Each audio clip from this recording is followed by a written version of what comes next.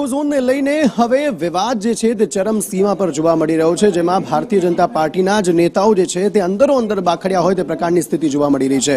ભારતીય જનતા પાર્ટીમાં આંતરિક મતભેદ જે છે તે ચરમસીમાએ જોવા મળી રહ્યો છે। વિસાવદરના બંને જે પૂર્વ ધારાસભ્યો છે તેમના વચ્ચે આ ગજગ્રાહ જોવા મળી રહ્યો છે, કારણ કે હર્ષદ રેબડિયા જેમણે એવું કહ્યું હતું કે હું ખેડૂતો સાથે છું, ખેડૂતો મારા માટે પ્રથમ છે, પછી જ પક્ષ છે, એ પ્રકારે નિવેદન આપનાર નેતા સામે જ હવે પ્રહારો કરવામાં આવ્યા છે। ભૂપત ભાયાણીએ આડકતરો ઇશારો કરીને હર્ષદ રેબડિયા પર જ પ્રહારો કરી નાખ્યા અને આ જ રીતે આંતરિક ગજગ્રાહ જે છે તે અહીં જોવા મળી રહ્યો છે।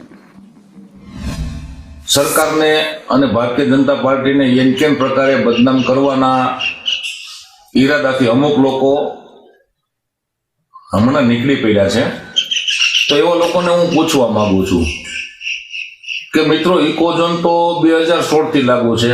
300 કરતા પણ વધુ ગામો 2016 થી ઇકોઝોનમાં આવે છે।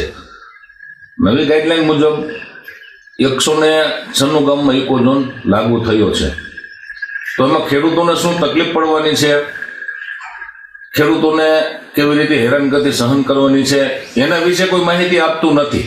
પણ તમારી જમીન વહી જશે, અહીંયા મોટા મોટા ઉદ્યોગપતિઓ જમીન લઈ લેશે અને પછી તમને વોચમેનમાં રાખશે, આવી વાતો કરીને લોકોને ભ્રમિત